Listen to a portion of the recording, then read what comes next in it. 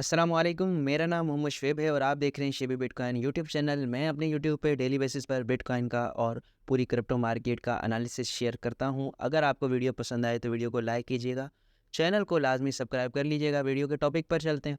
सबसे पहले बीटीसी का चार्ट मेरे पास ओपन है। उसके अलावा जो है मैं आपसे अर्ट्स कॉइन शेयर करूँगा। यहाँ पर बीटीसी का चार्ट अगर हम बात करें डेली के टाइम फ्रेम में, तो कल के दिन दो सपोर्ट लाइन और रेजिस्टेंस लाइन में ड्रा करके गया था। यहाँ पर हमारे पास अपसाइड की रेजिस्टेंस को इसने रिटेस्ट किया था और उसके बाद रिजेक्ट होने के बाद डेली क्लोजिंग इससे नीचे हुई और अब अगेन बिटकॉइन प्रेशर में नज़र आ रहा है। और एक बार अपनी डाउन साइड की जो इसकी सपोर्ट थी उसको रिटेस्ट करने के बाद अगेन ये अपसाइड पर गया, डेली क्लोजिंग थोड़ी सी ऊपर की और अब बिटकॉइन अगेन हमें प्रेशर में नज़र आ रहा है। तो हमारे पास ये वाली रेंज है जो कि स्ट्रांगली बिटकॉइन को मूव कर रही है। अगर ये रेंज डाउन साइड पर या अप साइड पर डेली क्लोजिंग करती है तो फिर हमारे पास अच्छा खासा एक अप साइड का या डाउन साइड का मूवमेंट जो है वो देखने में आ सकता है। यहाँ पर 200 डेली की मूविंग एवरेज है, ये एक बार भी ब्रेकडाउन के बाद रिटेस्ट नहीं हुई है, तो इसको रिटेस्ट एक बार होना मांगता है। और यहाँ पर जो है एक बार रिटेस्ट के बाद अपसाइड पर विक्स लग सकती हैं, क्योंकि जो भी मार्केट को शॉर्ट करेगा वो इससे अबव स्टॉप लॉस लगाएगा, तो अपसाइड पर स्टॉप लॉसेस जो हैं वो हंट हो सकते हैं। उसके बाद मार्केट अगेन क्रैश कर सकती है और उसके बाद जो है अगर डाउन साइड पर आती है तो फिर ये वाला लेवल जो है होल्ड होना काफ़ी मुश्किल है।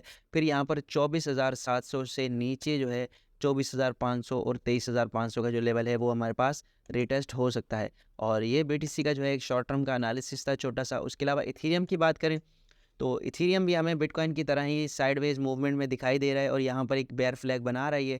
लेकिन मैंने एक ट्वीट पढ़ी थी, उसमें जो है ऑन चेन एनालिसिस शेयर किया हुआ था, उसमें वेज जो है एग्रेसिवली इथेरियम बाय कर रही हैं, तो इसमें जो है इस वजह से इथेरियम को स्ट्रांगली सपोर्ट मिल रही है और इथेरियम जो है वो डाउन साइड पर नहीं जा रहा। और बीएनबी की बात करें तो बीएनबी ने एक अपना लोअर हाई बनाया है। इसके बाद या तो अगेन एक ये लोअर लो बना सकता है। अगर लोअर लो नहीं बनाता तो फिर यहाँ पर एक डबल बॉटम बन सकता है और डबल बॉटम हमारे पास एक बुलिश पैटर्न होता है। तो इस एरिया को जब तक ये ब्रेक नहीं कर पाता तब तक ना तो बाइनांस का फंड जो है वो क्लियर होने वाला है और ना ही बीएनबी ऊपर जाने वाला है। तो अगर बीएनबी का फंड क्लियर होना चाहिए तो उसके लिए 20 की प्राइस जो है 220 की, इसका ब्रेक होना ज़रूरी है। ये ब्रेक हो जाएगी तो फिर हमारे पास मार्केट में गुड न्यूज़ आना शुरू होंगी बाइनांस के हवाले से और बाइनांस पर जो ख़तरा है वो टल सकता है। और उसके अलावा AKT टोकन की बात करते हैं। इसको मैं आपसे 2-3 दिन से शेयर करता आ रहा हूँ और अगर आपने मेरा एनालिसिस देखा है डेली बेसिस का, तो वहाँ पर मैंने आपसे 2 ट्रेंड लाइन शेयर की थी। मैंने कहा था कि यहाँ पर हमारे पास जो है अगर इस ट्रेंड लाइन से नीचे चला गया, ये ट्रेंड तब तक ब्रेक नहीं हुई थी जब मैंने आपसे कहा था कि ये ट्रेंड लाइन जब ब्रेक होगी तो फिर हमारे पास इसके रीटेस्ट पर एक शॉर्ट की पोजीशन बनती है और टारगेट हमारा ये वाला होगा। तो यहाँ पर एक किस्म की हमारी शॉर्ट की पोजीशन ओपन है और अब अगर यहाँ पर देखें तो एक रीटेस्ट के बाद इसने डाउन साइड का जंप लगाया और अब इसका टारगेट ये रह सकता है और यहाँ पर हम एक लॉन्ग की पोजीशन या फिर बाय कर सकते हैं शॉर्ट टर्म के लिए और छोटा बहुत प्रॉफिट बना के छोटा मोटा इसको फिर अगेन यहाँ पर सेल कर सकते हैं। अगेन ये इस ट्रेंड लाइन को रिटेस्ट करने के बाद डाउन साइड पर आ सकता है और मैक्सिमम जो इसकी स्ट्रॉन्ग सपोर्ट है यहाँ पर 200 मूविंग एवरेज है। अगर इस एरिया को ये होल्ड नहीं करता तो फिर जो है इसका ये 200 मूविंग एवरेज का एरिया जो है रिटेस्ट होगा और उसके बाद जो है इसमें बाउंस हमें नज़र आ सकता है।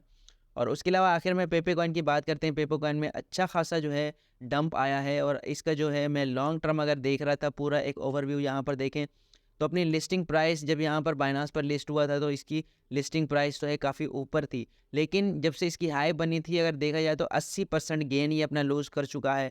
और कल के दिन जो है पेपे टीम जो इसकी टीम थी उन्होंने भी काफ़ी ज़्यादा कॉइन जो हैं वो एक्सचेंजेस पर मूव किए हैं। इस वजह से बहुत ज़्यादा लोग पैनिक का शिकार हुए हैं, बड़ी बड़ी वेल्स भी पैनिक का शिकार हुई हैं और उन्होंने भी एक्सचेंजेस पे लाकर अपने पेपे टोकन जो है वो सेल कर दिए हैं। इस वजह से इसमें प्रेशर नज़र आ रहा है और जिस तरह के शिबा इनू डोज कॉइन ने आपको अच्छा खासा रिटर्न दिया है तो ये भी आपको अच्छा खासा रिटर्न दे सकता है। आप इसमें जो है रिस्क ले सकते हैं और रिस्क लेने से पहले आपको पता होना चाहिए कि मीम कॉइन ऐसे टोकन होते हैं कि जिनमें आपकी इन्वेस्टमेंट डूब भी सकती है। और उसके अलावा बात करते हैं यहाँ पर एक एनालिस्ट की, उसका कहना है कि वीकली टाइम फ्रेम में अभी वीकली क्लोजिंग हमारे पास नहीं हुई है। अगर वीकली क्लोजिंग डाउन साइड पर हो जाती है तो फिर तो हम कंफर्म बेरिश होंगे और मार्केट डाउन साइड पर जाएगी। अगर वीकली क्लोजिंग इससे एरिया से, ये जो येलो लाइन आपको नज़र आ रही है 26,000 का एरिया है ये, अगर इससे अबव ही हो जाती है वीकली क्लोजिंग तो फिर हमारे पास ये जो एक किस्म की बेरिश डाइवर्जेंस है ये जो है फिर फॉर्म होगी और बीटीसी फिर यहाँ से अप साइड पर जा सकता है। अभी यहाँ पर अगर आरएसआई को देखें तो हमारे पास एक बेरिश डाइवर्जन बनाती हुई नज़र आ रही है। इसका मतलब कि आरएसआई के हिसाब से सेलर मार्केट में सेल कर रहे हैं और कैंडल्स के हिसाब से फ़िलहाल जो है बीटीसी में इतना ज़्यादा प्रेशर नहीं है। अगर यहाँ पर 26,000 से अबव वीकली क्लोजिंग हो जाती है तो कुछ पॉजिटिव साइन हमें नज़र आ सकते हैं। और उसके अलावा डॉक्टर प्रॉफिट की बात करते हैं। डॉक्टर प्रॉफिट ने यहाँ पर मैक्सिमम जो लिक्विडिटी जोन बताया है वो EMA 50-100 का बताया है वीकली टाइम फ्रेम में, जो कि ऑलमोस्ट 27,200 के करीब है, और उसको रिटेस्ट करने के बाद मार्केट अगेन डाउन साइड पर जा सकती है। और लुक ऑन चेन के बारे में मैंने आपको बताया था कि अनदर अर्ली बायर यानी पेपे कॉइन का जो अर्ली बायर था उसने 932 बिलियन पेपे कॉइन, जो कि 524 इथीरियम के बनते थे, डॉलर में उनकी वर्थ का अंदाज़ा लगाएं तो $8,70,000 के पेपे टोकन थे जो उसने डिपॉजिट किए एक्सचेंजेस पर, और उसमें जो है फिर टीम ने खुद भी जो है सेल किए होंगे, और जो वेल्स थी अर्ली बायर्स थे उन्होंने भी सेल किए। तो पेपे में हमें अच्छा खासा प्रेशर नज़र आ रहा है और ये आपका बाइंग टाइम रह सकता है। और यहाँ पर जो है हम बात करते हैं कि 4 वेल्स जिन्होंने इथीरियम बाय किया बॉटम से, उन्होंने तकरीबन $94 मिलियन का इथीरियम 7 दिन में बाय किया है, जिसमें से एक वेल ने 30 मिलियन, फिर एक ने 3 मिलियन, फिर एक ने 30, और फिर अगेन एक और ने भी 30 मिलियन इथीरियम जो है बाय किया है। तो इस वजह से इथीरियम हमें काफ़ी ज़्यादा स्ट्रॉन्ग नज़र आ रहा है।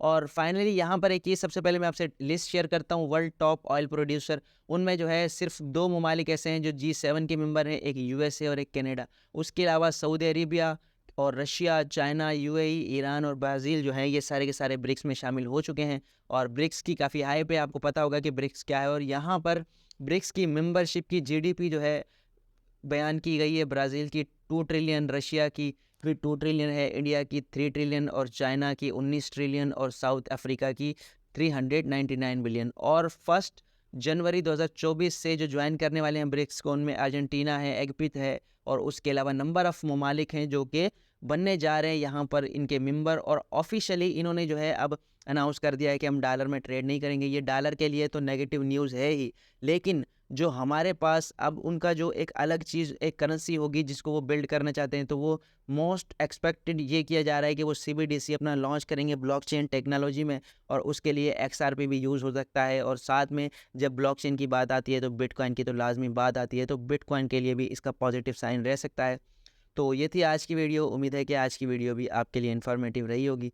मिलते हैं अपनी नेक्स्ट वीडियो में। अल्लाह हाफिज़।